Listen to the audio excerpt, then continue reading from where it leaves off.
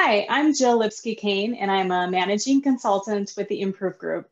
Our 20th anniversary celebrates the connections that we've been so lucky to have in evaluation and all that we do at IG with our clients and partners. This anniversary is also a personal milestone for me. I started my career in evaluation at IG 10 years ago, and I finally remember being at the 10-year anniversary party holding my newborn baby girl, who these days stands just above my chin.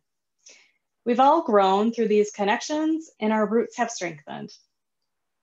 In this year of 2020, which is a year like no other in our lifetimes, we are committed to deepening our connections, to foster joy and collaboration in building a better world together.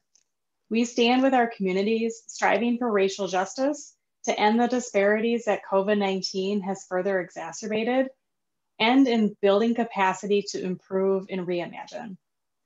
In this really difficult time, I have hope when I look at the intentions of our clients to sow community connections and build other protective factors, especially with youth. Since 2017, I've had the privilege of being the evaluation partner for End Domestic Abuse Wisconsin, the Wisconsin Coalition Against Domestic Violence. I feel connected to the work because of the collaboration and authentic partnership with End Abuse's Stephanie Ortiz. Our connection continually builds on trust that helps us respond to the evaluation and planning needs of local community organizations, youth, End Abuse, and the Wisconsin Department of Children and Families. Programming has changed and will continue changing.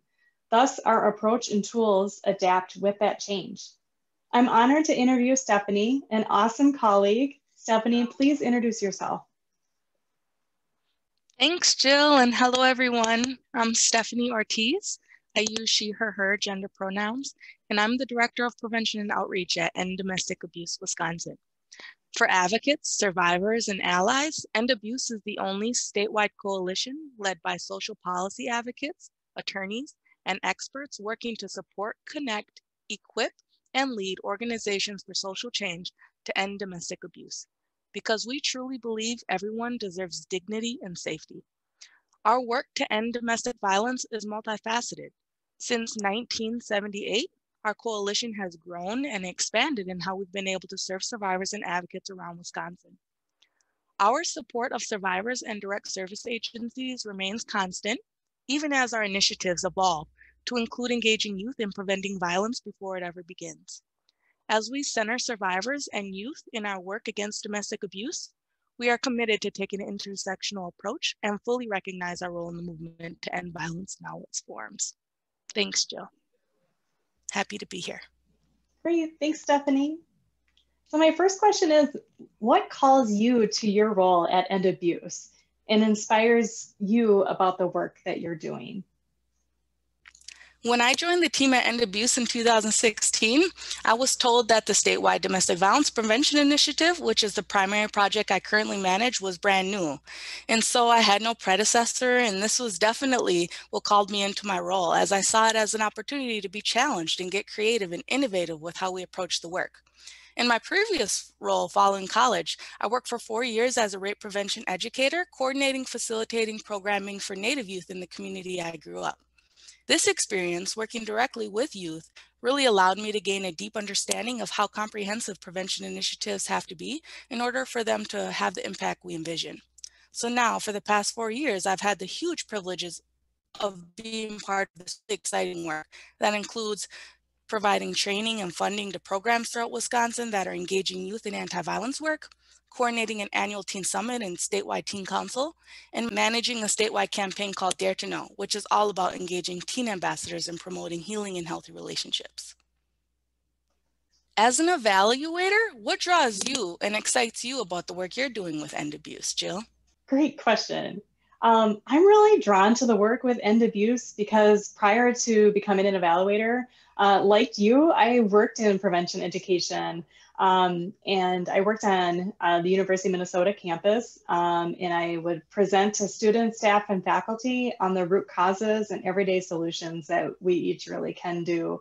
And I also worked with, over the many years, work with groups of students in training them and supporting them as they did peer education. It was a great experience, and it did get me thinking though, okay, what's next? What's needed? And so I completed my master's in public policy and program evaluation so that I could help organizations like End Abuse use local data, community expertise, and participatory methods to strengthen and inform their work. I didn't know that when I went to grad school that that's what I was going for, but that became super evident as I got into this field and realized what led me to this path. And so what we have is a real authentic experience here with this work that bridges my two career paths. And I really find joy in the thought partnership that is so prevalent in our work with you and End Abuse. I'm also drawn to the project because through its grant making for this initiative, End Abuse is working to advance racial and gender violence. And intersectional change is where it's at. It's what the cool people do. So during the past several years, we've been partnering on empowerment evaluation to build the capacity of grantees. We're adapting as End Abuse's approach evolves its programming. But let's reflect on our past work for a moment. What has it helped End Abuse achieve? Wow, thanks, Jill. The Improve Group has been really helpful and tremendously important to the work we're doing. We currently fund 8 youth programs, and from the start, it was an expectation that we integrate evaluation into our work with grantees. So we've had the benefit of being trained on how to create logic models, evaluation plans, and tools to measure the change in outcomes that we co-created for each program. I remember the first grantee orientation when I introduced the Improve Group to the programs, and they were asked, what word, image, or phrase comes to mind when you hear the word evaluation?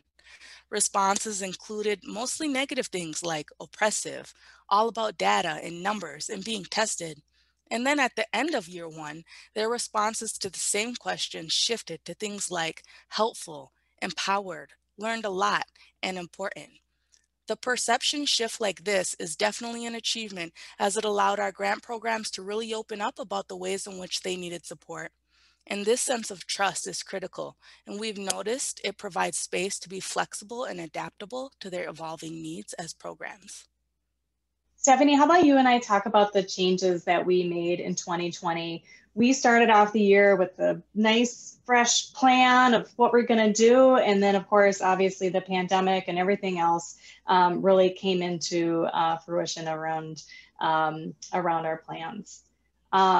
One thing that I know that really stands out to me is meeting with grantees and realizing that grantees really are we're in the place and still are in a lot of ways dealing with the immediate effect of COVID-19 with the disruptions to meeting in school. They used to go to schools and meet with the youth and be in their places of learning and connect with them, and that got disrupted. And not only that, but also meeting the basic needs of youth and their families, and the tremendous amount of stress that is on the shoulders and minds of many communities whose effects from COVID-19 have exacerbated existing disparities. So how can we be like, oh yeah, let's do this work as planned when we're not in that space to do that? And so we changed from that to saying, okay, let's not do that. We'll do that another time. And what is more important now is meeting those needs. And so one of the things that we did was we changed our plan to then focus on building the capacity of the grantee program staff to be able to deliver connections online. And really emphasizing how this is about protective factors and building protective factors. And that is really the work right now. And that we know that, that those protective factors are essential for ending gender and racial violence injustices. And so that was a pivot that really stands out to me and defined 2020. What's something that comes to mind for you about the adaptations and flexibility that together we needed to do either from your perspective as a grant maker, from working with the evaluation to meeting the needs of grantees? Yes, thanks, Jill. This is a really great question. You're right. We had to adapt, we had to be flexible, and we had to listen to our young people and their supportive adults in the way that they needed supports. And so, you know, as you mentioned, we were really committed to improving protective factors that we know research shows that it prevents gender-based violence. And so one of the protective factors particularly that we really focused on and leaned on in 2020 as a result of the impact of COVID was really being that protected, caring, supportive adult in the lives of young people.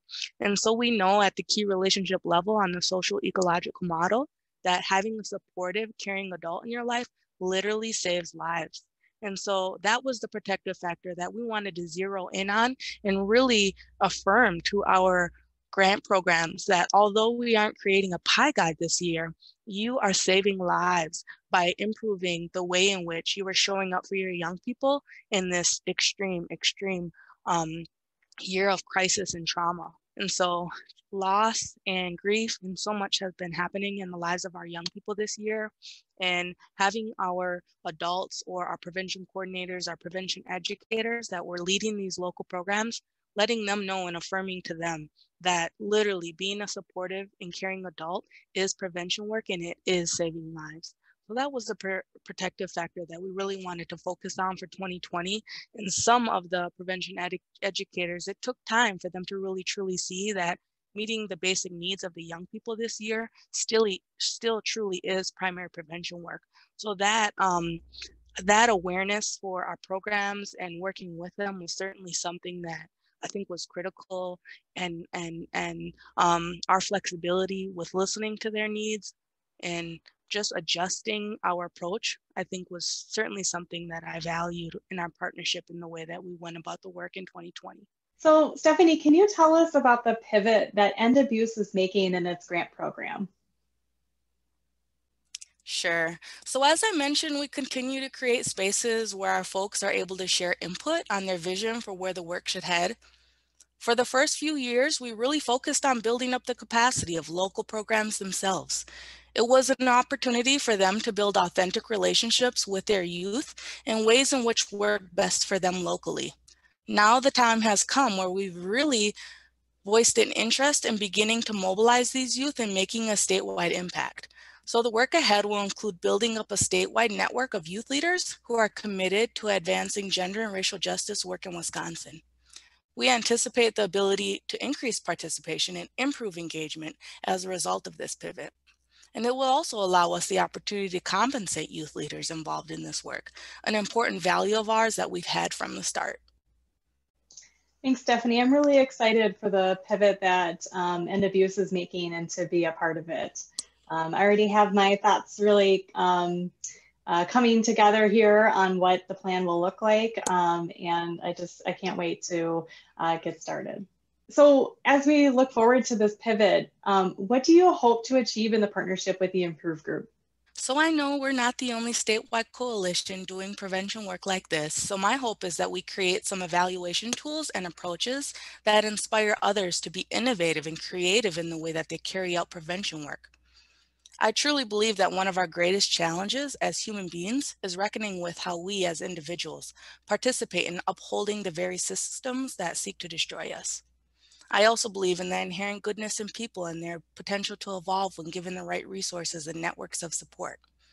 It's so important to be connected with young people who have the spirit, determination, and unapologetic demeanor necessary to co-create a world where we are all safe, loved, and embraced for who we truly are. My hope is that all the work we do moves us closer to a world where thriving is possible, living joyously is constant, and looking out for one another is the norm. Being able to tell the story about the impact we have in all of these areas is something I hope results out of our continued partnership. As we've built our relationship with the Improve Group, we've really appreciated how your values are apparent in your work.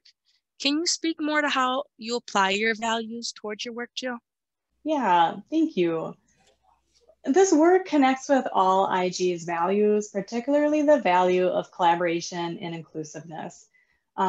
We describe it as strengthening our work by learning from and engaging with the people who are close to the work.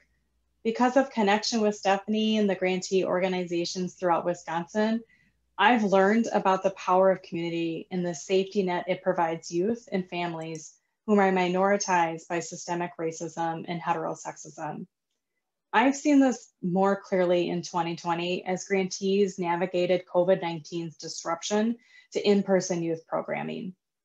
I've learned more deeply the beauty and protection that cultural connections have for youth. In terms of grant making and evaluation, I've learned from you, Stephanie, and how creative and empowered grant makers can be in meeting the needs of grantees and solving a big issue facing our communities. I've learned more ways to check my privilege as a white woman and balance the power differential that being the evaluator brings to the work. With that, I've learned by listening and carrying forward what people share so that we can collaborate on solutions together. I can't do my job without collaboration. I could, but you don't get the kind of product or recommendations that an authentic connection generates. Thanks, Jill. Thank you so much, Stephanie. It's been a pleasure talking with you, and I'm really excited about the work ahead and working with you, your team, and the grantees throughout the state. Thank you again. Thanks, Jill, for all you do. Happy anniversary, Improve Group.